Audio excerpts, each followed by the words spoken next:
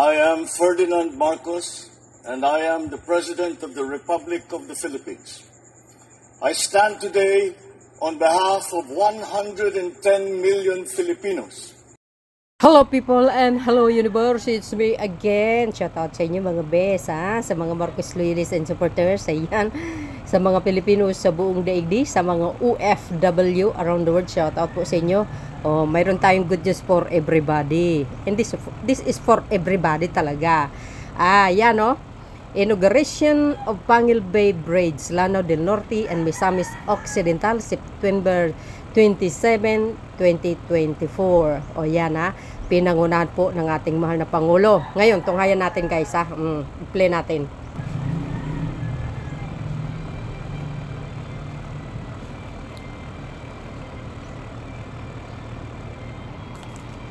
So, kung nakikita nyo ngayon, ang ating mahal na Pangulo, ayan, si Sec.Bonoan, ang ating First Lady Lisa Marcos, siyempre, ang ambasador yata ng Korean, and mga local official, and of course, nandyan din si Secretary Gibo Chodoro.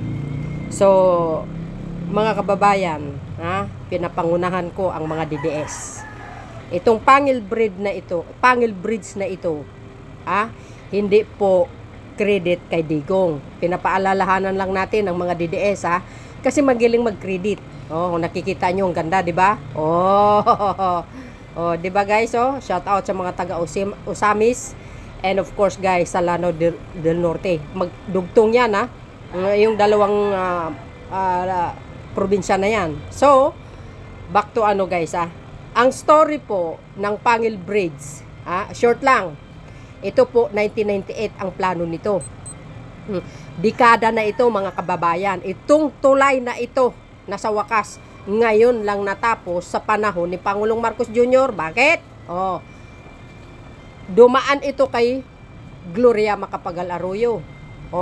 Dumaan ito kay Digong. Dumaan ito kay Panot. Ano nangyari? And of course guys, dumaan kay Estrada. Ano nangyari? Wala. Natingga. Maraming problema na nakikita.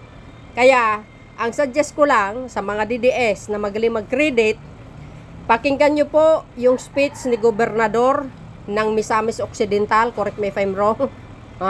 And of course, pakinggan nyo ang speech ni Sec.Bonoan, ang kasaysayan po or story ng Panguil Bridge, kung saan nag-umpisa o anong taon. Okay?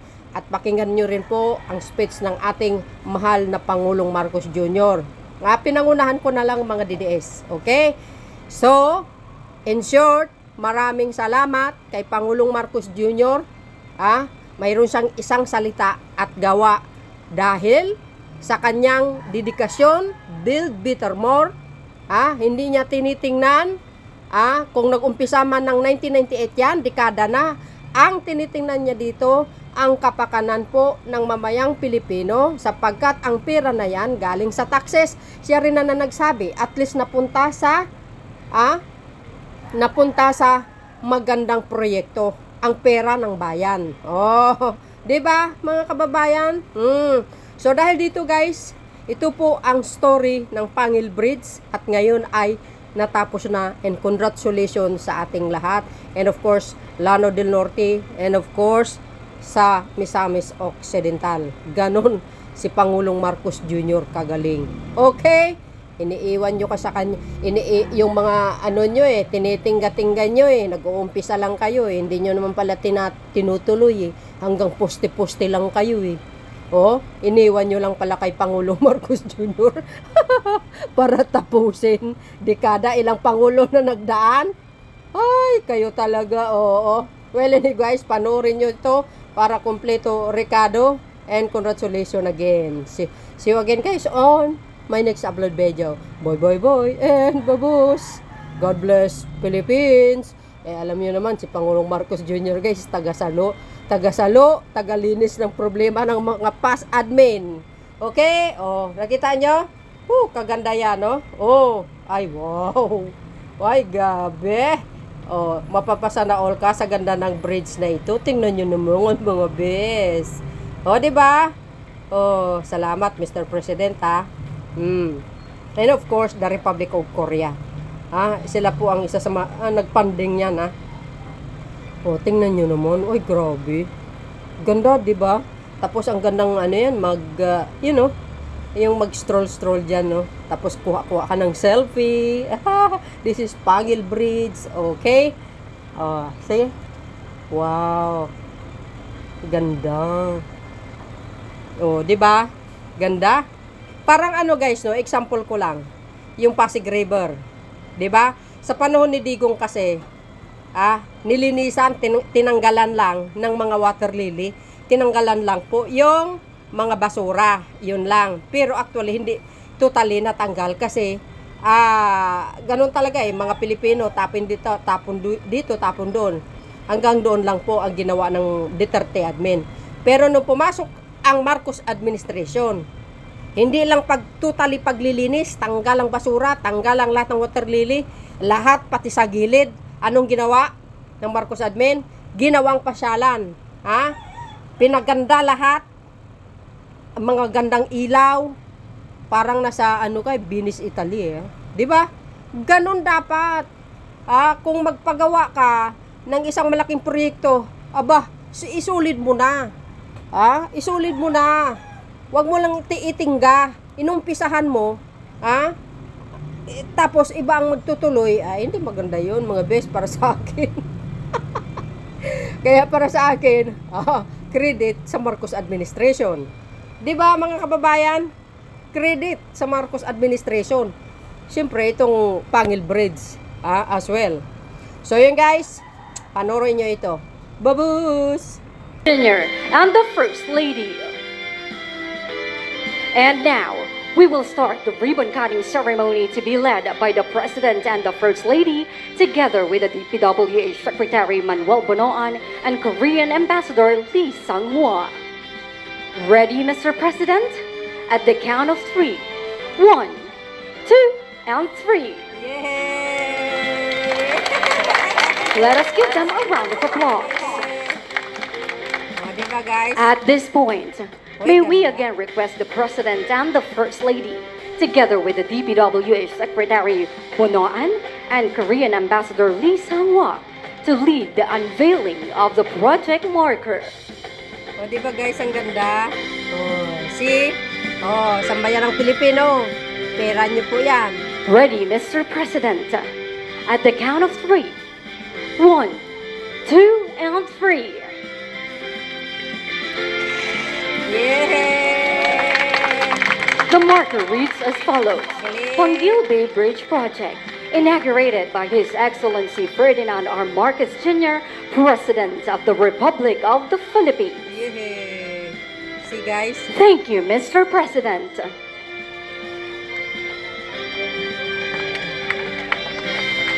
Galing, ganda. Tapos magyayaw-yaw na naman yung mga DDS. Hoy mga DDS, shout out sa inyo. Pera ng taong bayan yan. Taxes yan. Kaya wag na kayo magyaw-yaw.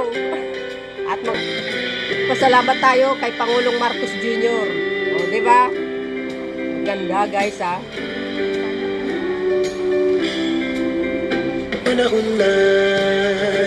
And of course,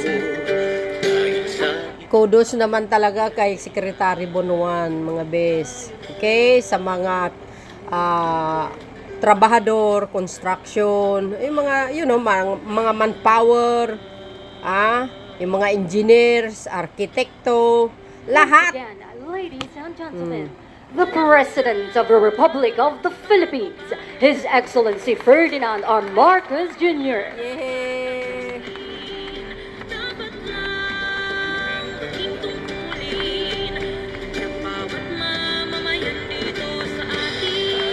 Diba nakakatuwa mga kababayan? Makikita nyo kung saan napunta yung tax ng mamamayang Pilipino. Nakakatuwa talaga. Diba? Shout out sa mamamayang Pilipino sa buong mundo. Ayan. Siyempre sa mga Marcos Loyalists and We may now supporters. be seated.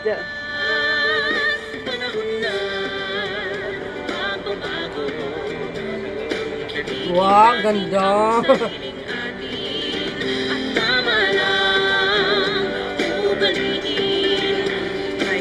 Maayong buntag kaninyong tanan, and welcome to the inauguration of the Panguil Bay Bridge Project. Yuhu, ganda. To formally begin our program, may we call on Misamis Occidental Governor Henry Obaminal Sr. for his welcome remarks. Wow, ganda guys. Ladies and gentlemen, good morning. What we once thought impossible today becomes our reality. This quote Yay.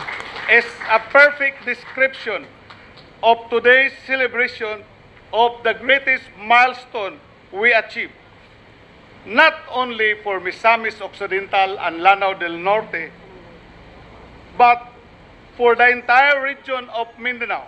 Yes. Because today, we are not only unveiling and inaugurating the structure of the long-awaited Panguil Bridge, but we are also opening new doors of opportunity and progress.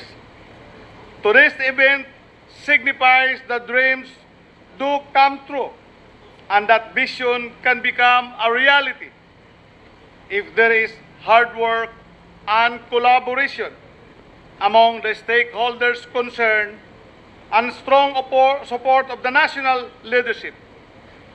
Thank you, President Ferdinand Marcos Jr., sir, for your exemplary support. Yay. Palakpak kayo dyan, Allow guys. me to give a brief historical background of this Panguil Bridge. This project has long been the dream and aspiration of our forefathers from Misamis Occidental and Lanao del Norte since the early 1970s. And it's a product of persistent efforts of previous and present leaders who pursued for the realization of the project. Tama. I remember my former colleagues in Congress, former Congressman Governor Bobby Dimapuro there, and Congresswoman and now Governor Imelda Anging Dimapuro, during our previous conversations this year, that the concept of this Panguil Bridge is started way back at the time of their parents. And they continued what has been started by them in consultation with the former leaders of Misamis Occidental. It was in 2024-2007 that such aspiration was given attention by the national government under the administration of former President Gloria Macapagal Arroyo through the collaborated efforts of our former Governor Leo Campos, who at the time was the President of the League of Provinces of the Philippines. And in tandem with Governor Anging Dimapuro, this project was bidded out 2 times, but it failed because there were no takers, because the feasibility study was not viable under the Build and Operate Transfer Scheme. After 2007, we did not hear anymore about this project. And I recall, during my first term as board member in the province, there was a statement of former President Arroyo. Since the project was not viable, suportahan at i-strengthen na lang yung RoRo transportation services in order to serve the commuters from Misamis Occidental to Lanao del Norte and vice versa.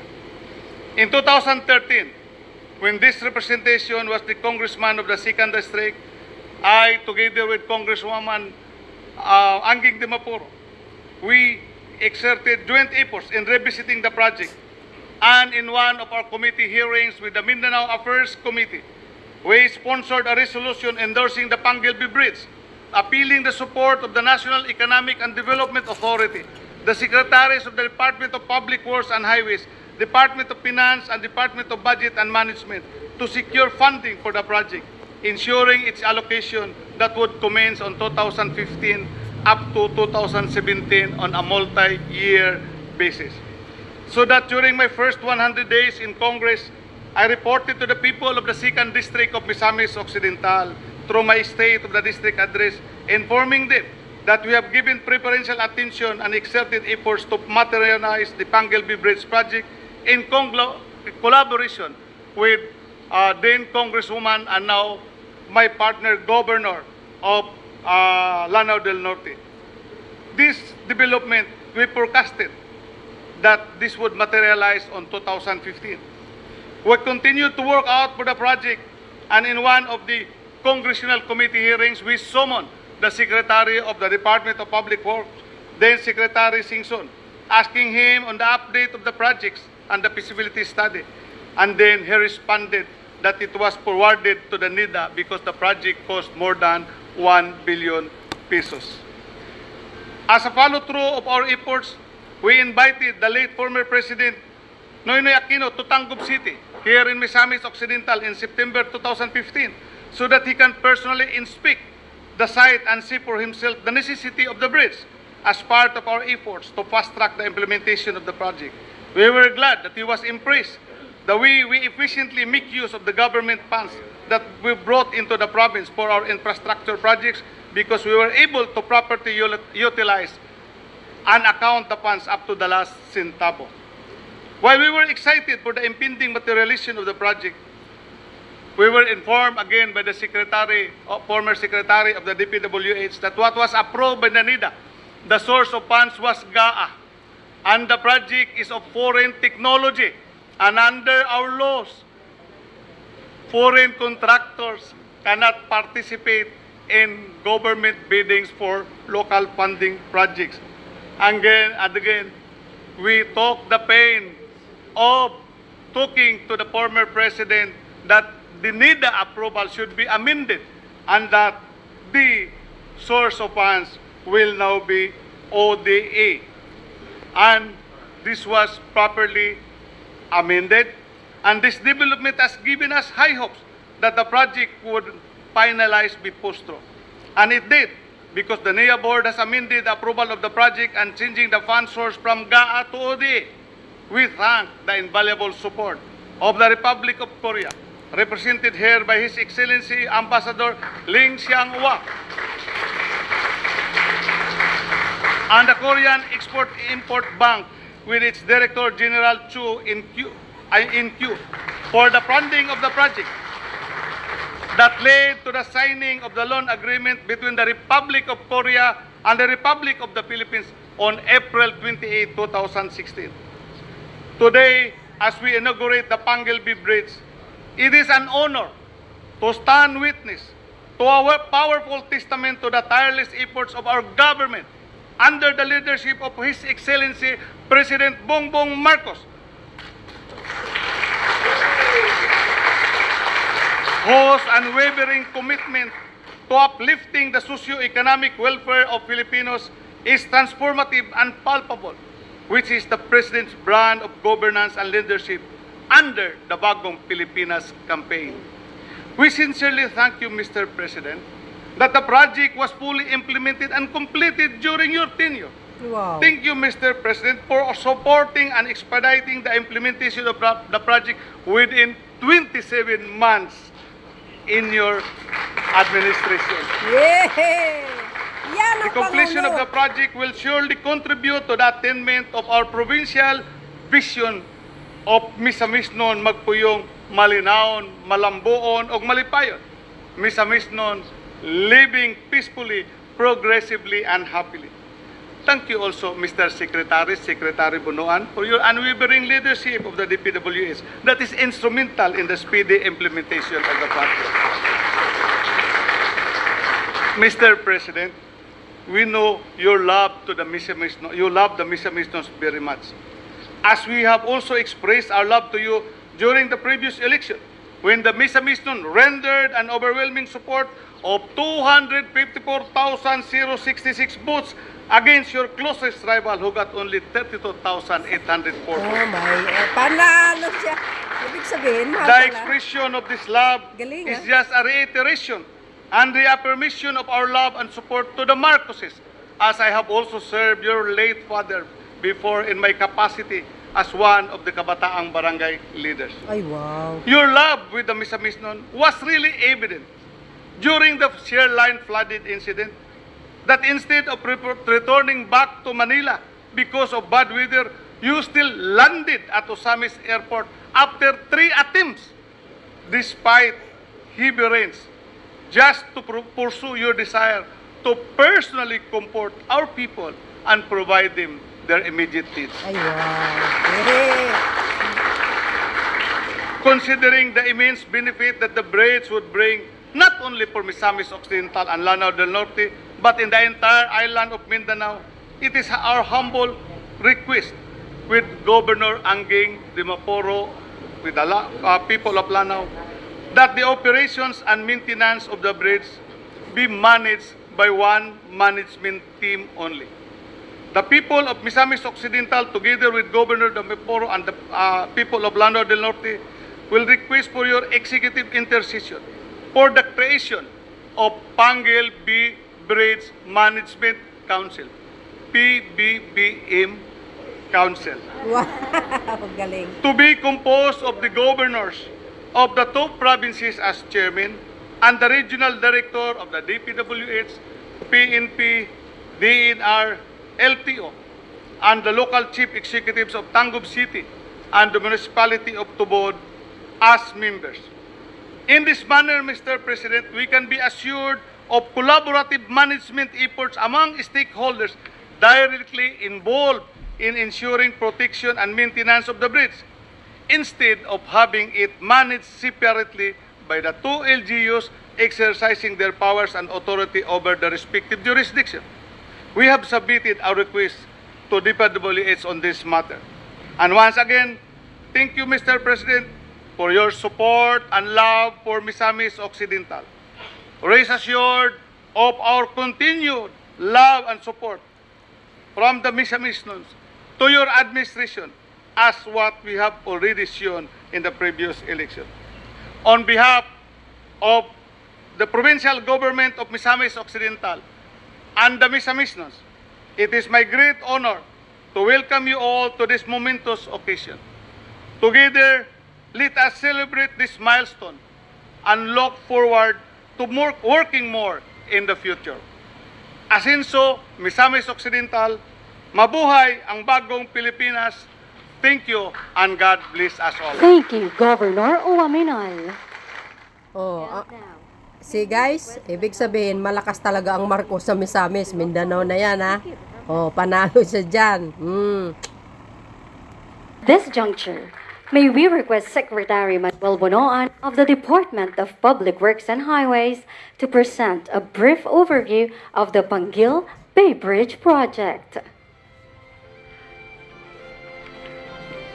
Your Excellency, President Ferdinand R. Marcos Jr., our beloved First Lady, Madam Luis Araneta Marcos,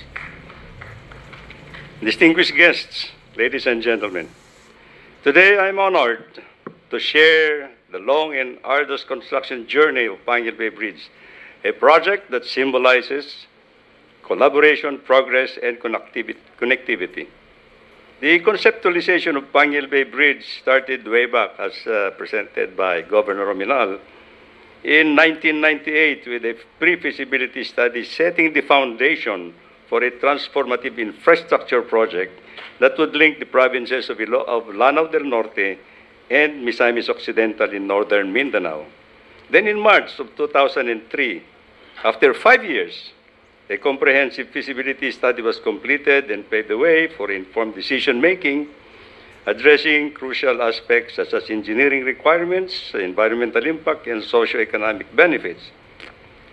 A year after, in March 2024, a detailed project evaluation drafted that highlighted the potential of the bridge project to facilitate transportation not only between the provinces of Misamis Occidental and Lanao del Norte, but also the entire northern Mindanao. And fast forward, the updated implementation program was established in March 2006, reflecting the government's commitment through Dpwh, this dream project a reality. In November 2008, proposed project drew interest from international stakeholders, along with the information memorandum for possible toll road initiative under the Partnership in Economic Governance Reform between Philippines and Australia. However, the path to the realization faced obstacles and was ultimately shelved. Then again, For another 5 years, the proposed Panguil Bay Bridge was in limbo until finally in April 2013, a South Korean civil engineering firm, Sambo Engineering, proposed a comprehensive business case study, and this study eventually led to the approval from the National Economic Development Authority Investment Coordinating Committee in November of 2014. And by 2015, the Dpwh obtained the NEDA board approval under the Korean financing, reinforcing commitment to this major project. Project funding was secured with a loan signing in April 2016 between the Philippine government and the Exim Bank of Korea, giving the Department of Public Works and Highways the financial resources needed to move forward. The subsequent years were marked by meticulous planning with multiple approvals and studies, including adjustments to project costs to ensure efficiency and effectiveness. And by 2018, the Department of Public Works and Highways was deep into the procurement phase for the design-build project, with bids evaluated, contracted, signed November 19. Actual work on the design and build of Panguil Bay Bridge began on February 2020. But as the momentum of implementation was gaining ground, it was met with unforeseen constraints that faced construction delays due to the pandemic and also encountered some budgetary constraints at that time. However, in 2022, with the present administration, the present administration's commitment to build better, more, and faster infrastructure development program, and with resolved determination, the construction was pushed through without let-up. You know? The completed Panguil Bay Bridge features a solid foundation with high strength-to-weight ratio of 54 board piles for its 32 piers, 2 abutments, and 2 pylons of main bridge structure that will allow marine vessels to pass underneath. Constructed with a total cost of a little over 8 billion pesos, the project used advanced Korean bridge technology. This included reverse circulation drilling on barges to create boreholes 30 to 70 meters deep for the 3-meter diameter board piles. Thick permanent steel casings were launched using revolving crane barges and vibro pile hammers. Additionally, 2 land and sea-based batching plants supplied ready-mix concrete for faster project implementation. With a total length of 3,170 meters, the project includes a 360-meter approach road leading to a 1,220-meter approach bridge on the Tangub side, alongside with a 569-meter approach road connecting to a 900-meter approach bridge on the Tubod side.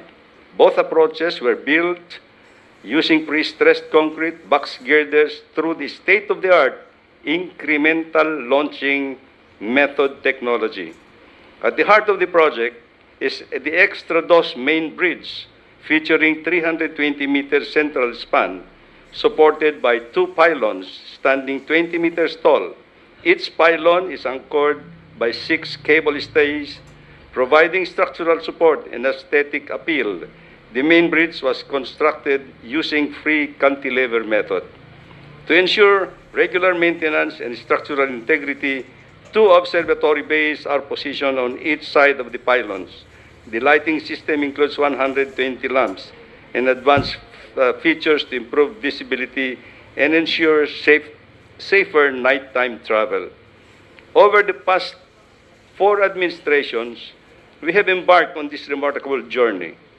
Today, under the leadership of President Ferdinand R. Marcos, our efforts have successfully led to the completion of this vital infrastructure, which is now ready to unveil.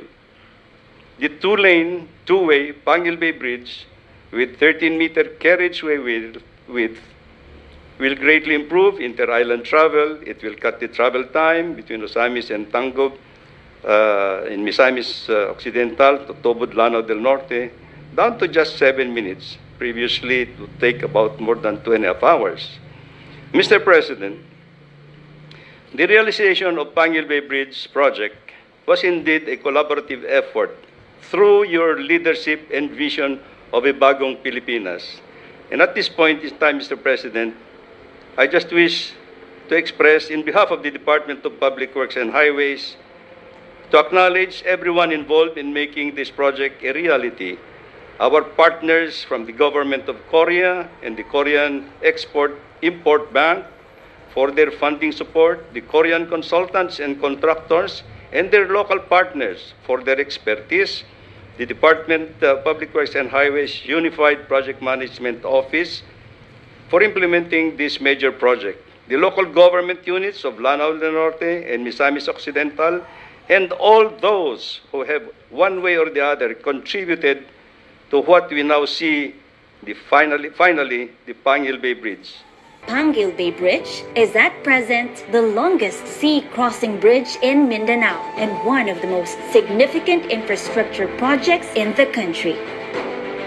This infrastructure flagship project will establish direct connectivity between Tangub City and Misamis Occidental and the municipality of Tubod in Lanao del Norte. It consists of a cable-stayed main bridge with a central span of 320 lineal meters, a 1,920 lineal meter approach viaduct supported by pre-stressed concrete box girder, and a 929 lineal meter approach road. This state-of-the-art bridge, anchored by 2 concrete pylons, is designed to withstand the challenging weather and maritime conditions of Panguil Bay. This ensures maximum stability, safety, and durability for the benefit of generations to come. This engineering feat is a multi-billion peso investment with financial support by official development assistance from the Korean Export-Import Bank through the Economic Development Cooperation Fund.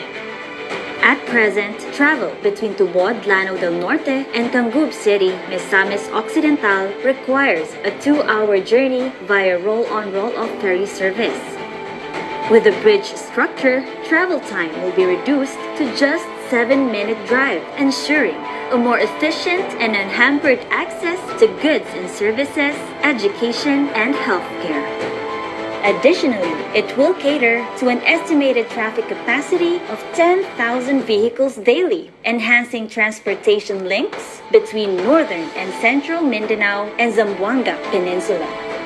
Implemented by the Dpwh Unified Project Management Office, Roads Management Cluster 2, the completion of the project is expected to boost trade, tourism, and economic development. Panguil Bay Bridge is poised to be a catalyst for progress, a game changer not only for the people of Misamis Occidental and Lanao del Norte, but for the entire Mindanao. It will strengthen the region's position as a vital economic corridor, supporting the goals of a bagong Pilipinas, where modernized infrastructure fuels growth and improves the lives of Filipinos.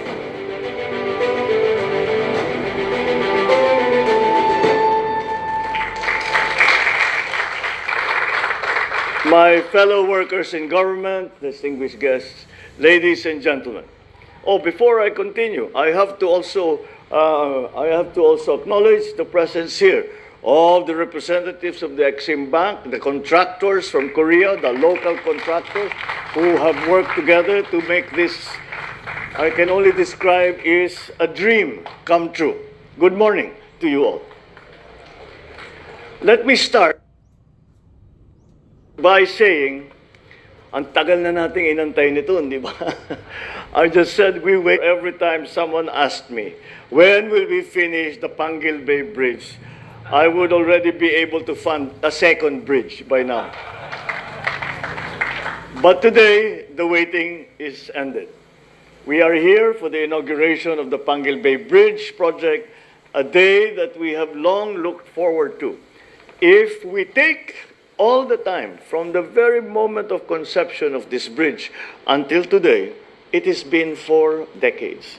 And that is why we continuously are commenting on the fact that how happy all of us are to be here today to open this bridge so that it can service both the Misamis Occidental side and the Lanao del Norte side, and the advantages that it will bring. Years of planning, months of hard work, countless hurdles, and now we stand before the realization of one of the infrastructure flagship projects of this administration. Costing more than 8 billion pesos, this 3.2-kilometer project is now the longest water-spanning bridge in Mindanao. The bridge connects two provinces. More importantly, we all know that the increased economic activity is going to be a very important development building block for both the provinces and for the entire island of Mindanao.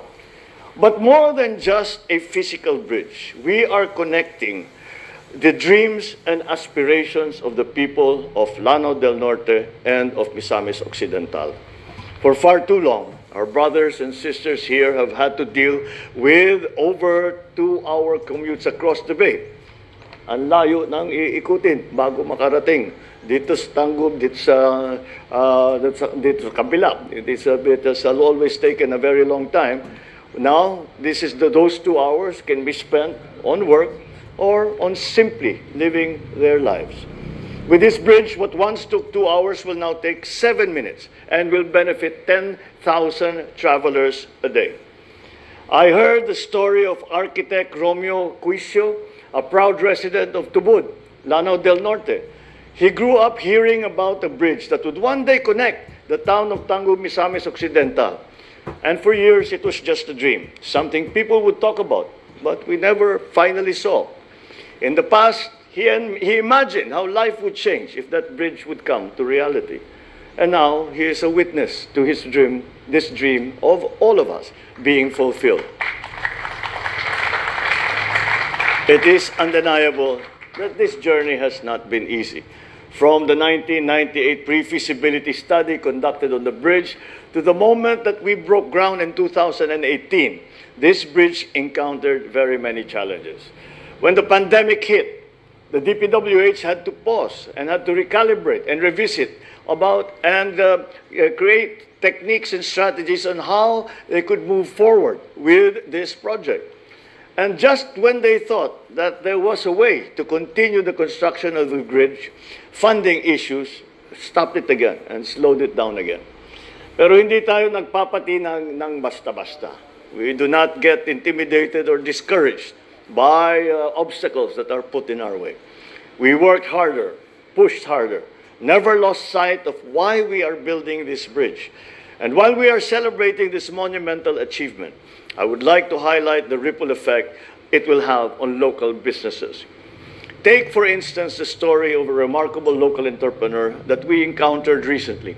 This inspiring woman, Ms. Erlinda Mojica, runs a small business dedicated to providing fresh produce to her community.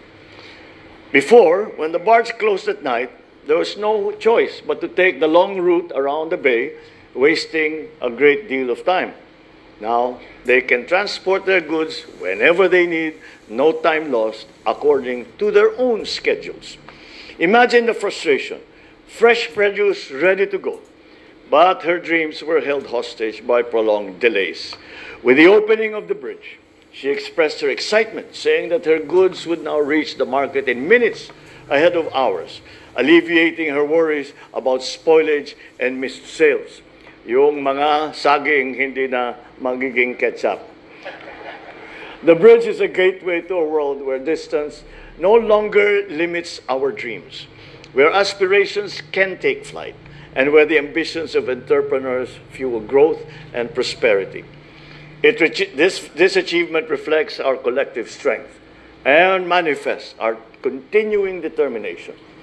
And to that end, I want to acknowledge our partners in the Korean government and the Korean Exim Bank. Thank you very much. Your unwavering support has been instrumental in turning this dream into reality. And before, lest anyone think that the projects between the Republic of Korea, the Economic Development Cooperation Fund, and through the Exim Bank of Korea, that this is one of the this is an isolated project. I would just like to show everyone how many EDCF projects are ongoing in the Philippines. There are 21 ongoing projects and 2 upcoming projects. And some of these are the biggest projects, and that is how involved and how much the Economic Development Cooperation Fund of Korea has been part of all our development programs and all our aspirations for making our people live in a much safer, much more efficient, and much more healthful lifestyle. To the Dpwh, Secretary Bonoan, and all the people who committed to the completion of the Panguil Bay Bridge project, your efforts are self-explanatory whenever we will cross this bridge or even see a picture of this bridge. You have shown once again that perseverance pays off. As we celebrate this feat, let us remember that the Panguil Bay Bridge is indeed the foundation on which we can build more bridges. Bridges that connect not just places, but connects opportunities and communities. Let us make this success a launchpad for further development to ensure that this project opens new doors to progress and prosperity. Hindi po tayo nagtatapos dito sa ating pag-uusap ngayong araw na ito. It is just the beginning. We are building a bagong Pilipinas, one where every Filipino, no matter how far, no matter how remote, is somehow connected. Together, we will welcome the dawn of a future where every dream has the wings to soar, every entrepreneur has a path to success, and every child can aspire to greatness without the burden of travel and long distances. Daghang salamat kaninyong tanan ug mabuhay ang bagong Pilipinas. Thank you, Mr. President. Uli, pangunahin ko yung mga DDS. Hindi po courtesy ni Digong yan. Ang tulay na ito, 1998, pinaplano, hindi natuloy-tuloy, maraming, problema. Narinig nyo siguro yung speech ni Pangulong Marcos Jr., yung isang gobernador kanina, narinig nyo yung speech, ni Secretary Bonoan kung paano nag-umpisa ang Panguil Bridge, hindi sa panahon ni Digong. Kaya sa mga DDS, tigil-tigilin nyo ang mag-credit, okay? Itong Panguil Bridge na ito, nakatingga. Dekada na po ito, mga kababayan. Wala pa si Digong. Yan ang pakatandaan nyo. And of course, guys, maraming salamat sa Pangulong Marcos Jr. Isang salita at may gawa. Tapos kaagad ang Panguil Bridge. Congratulations sa lahat ng mga Tagalano del Norte. And of course, sa Misamis Occidental, sambayan ng Pilipino, tax natin ito. Maraming salamat sa inyong lahat. Thank you guys for watching. See you again on my next upload video. Bye and babush. God bless Philippines.